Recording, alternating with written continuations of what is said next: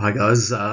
So today I wanted to talk about something that I think is really important when you come to a crossroads. Hence the image up here. When you come to a crossroads in your dietary journey, and I think that's really what it is, and that's what we've got to remember is that it is this dietary journey. It's not a perfect outcome that you're reaching every time. It is a process.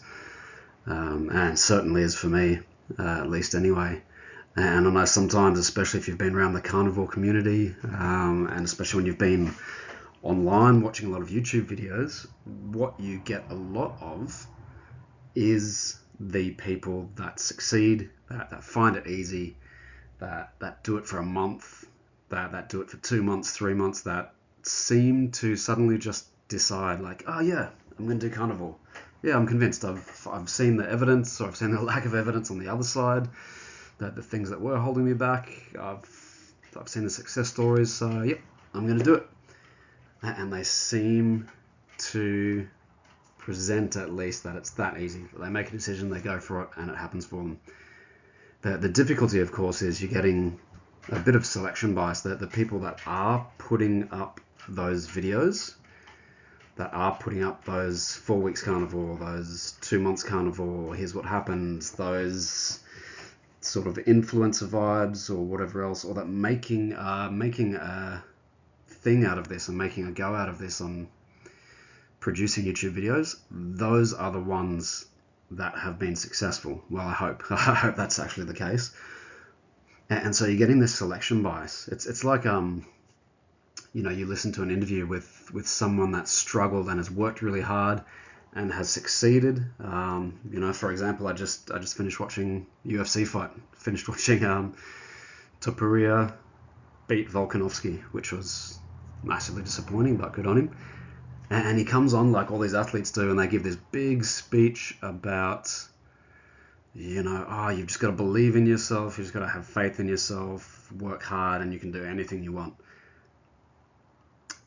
And that's I think there's some truth in that. I think there's some truth that hard work, belief in yourself, dedication is really important. At the same time, though, you don't hear that from the people that got second, that got third, that didn't make it to the top, that maybe made it into the league but barely, or that didn't even make it into the league. There's a lot of other people, other voices that we just don't hear that went out there and worked really hard, and for whatever reason, wrong place, wrong time, any number of other factors, just didn't make it. And so I think there's a little bit of selection bias that can happen. You only hear those voices saying, yeah, look, I did it. And I don't think they're being disingenuous at all. They really have. They've worked really hard. They've earned everything they've achieved. Unfortunately, when we see that, though, that's only that small sliver that we see. We don't hear the rest of the voices of people going, yeah, I worked really hard and I didn't make it. It's not to say they were a failure by any means, but you just don't hear those counterbalanced, those counter opinions. It's the same too, I think, in the dietary worlds. The influencers, the people you see on YouTube, they're often the ones who are talking about it that much. They're the ones who have succeeded. They're the ones that are succeeding. They're the ones who are finding a lot of positive benefits from it. And I think they're important voices, especially in the carnivore community, where I think that voice needs to get out, needs to be heard. I think that's really important. I think what's useful to be aware of, though, is also that it's not always that easy. People in reality do struggle with self-control, and I struggle with self-control. And if you look back at past videos, for the last couple of years, I've been making various attempts and failing myself. And this is partly why I think this is really interesting for me, is applying a lot of the theory, a lot of the academic knowledge, and a lot of that into practical settings. And one thing with knowing that, despite the picture you might be fed, despite the disappointment you might feel when you're seeing everyone else have it so easy, when you're seeing everyone else seemingly just decide to do it and boom, feel amazing, without any setbacks, without any slip-ups in self-control. When you're seeing a lot of that and you're feeling that disappointment, I think it's important to think about at that crossroads, at that point where you do fail again, where you do slip up again, where you do have a particular goal for the day, for the week, for the year, whatever it is, and it doesn't quite happen the way you'd expected. There's a real emotional and mindset crossroads there that I think is really worth discussing, thinking about, and switching your mindset on. So here I've displayed really two different options, two different ways that you can really go with this. One, and a very common one, is when you slip up, when you set that goal for yourself and you give in to food addiction again. Is to feel that frustration, is to feel that inner critic voice come up really strongly. Maybe that demanding critic, that punitive, that punishing critic, that voice that puts you down, that trashes you, or sometimes that denial. And none of those approaches are useful long term. A lot of people will swear by them. A lot of people will say, no, that's you beat yourself up to motivate you. You think, okay, that might work in the moment, and research shows that sort of motivating force can be useful. It's maybe got its place, can be useful short term, but long term, that's not going to motivate you. Burying yourself deeper, pushing yourself down, kicking yourself when you're down for screwing up again is only going to bring up that sense of hopelessness, that sense of worthlessness, that sense of maybe not facing what's really going on and what little tweaks you need to make when there's so much emotion caught up with that frustration at yourself, with that beating yourself up for failing again. That doesn't give you the clarity to be able to step back and get that emotional distance and go, okay, it is what it is. What do I need to tweak? What can I take away from this? What can I take away from this day, even though it didn't go the way I wanted with my diet, with my way of eating? What can I build on for tomorrow? And not just for tomorrow, but for right now, for this very moment. We don't have to get a perfect day.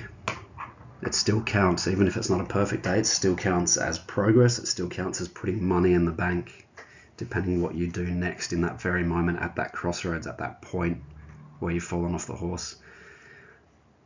And so I think obviously the flip side then is that acceptance and self-compassion. And it can be really hard because there can be a strong part of us. And again, that sort of inner critic, that really sort of aggressive coach voice almost, that's telling us, come on, you piece of crap, you've got to go harder, you've got to do more. It's almost denying that it's not always just a matter of pushing yourself enough or having enough energy. Something like acceptance and self-compassion, as much as it can feel like a cop-out, it can feel like giving up, is actually a much better choice to take. And this I think is a really good quote from a psychologist from decades ago, Carl Rogers, who pioneered that person-centered, that client-centered therapy. And it says here that the curious paradox is that when I accept myself just as I am, then I can change. So we can often have this approach of I want to validate myself and accept myself only when I get to a certain point. We can have this conditional almost. I will be happy with myself when ... whatever that is. I'll be proud of myself, I'll validate myself, I'll be happy with myself when I achieve this goal weight, when I achieve this health goal, when I achieve this many days, eating this way or whatever it is. And I think that's not a useful approach, and it sounds strange because we are raised in this world where you get rewards after work. The difficulty is Not that paradigm necessarily. It makes sense. You get rewarded when you do hard work, and that's great. And I think that's a good thing. That's a natural process. But when hard work subtly gets substituted out as reaching a certain outcome or goal or perfection in some way, and only then do you get rewarded, that's when things get tricky. And we don't always acknowledge that to ourselves. We often feel like, oh, we haven't worked hard enough because we haven't achieved this. And that's just not the way it should be. We should be rewarding ourselves for our effort, for our hard work, for our progress along the way as well. And we should be accepting ourselves, knowing that rather than, okay, validate when I get a certain outcome and then I can accept.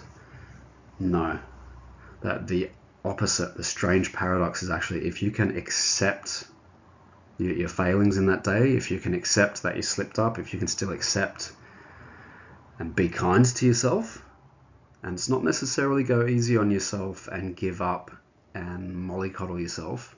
That's not what it is. Important distinction. But it's to accept yourself, be kind to yourself, and then from there go, okay, that's good. I accept where I am now, and I can change, and I want to change. Not I feel beaten into submission to change.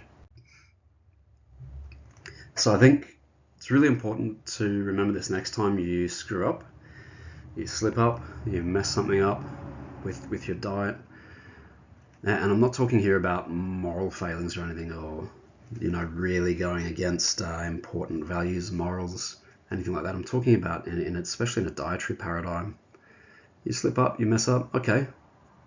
Each time that happens is a really crucial crossroads to dictate how you're going to move on from that and how you're going to keep building and putting bricks into that building of long-term success and long-term, good mental well-being with that success as well.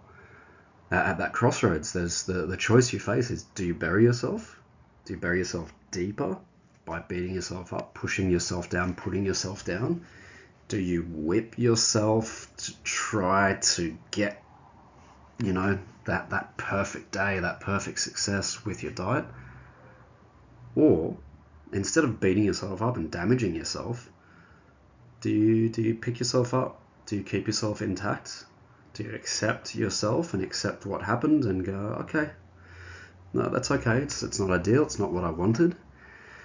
Okay, but where do I go from here? I still love and value and appreciate myself, and because of that, rather than beat myself up or whip myself, I'm gonna pick myself up, dust myself off, and step back, have that emotional distance, to take that deep breath and go, okay, all right, what's next? What can I salvage from this? Not tomorrow, not waiting for that next perfect day, but right now. Okay, what can I eat now instead that's back in line with what I know is healthy and what I know is good for me? What can I do maybe to improve this next time, improve when this same temptation or this same thing comes up? How can I improve that? I think coming to that crossroads is going to make all the difference, making that choice for acceptance rather than beating yourself up.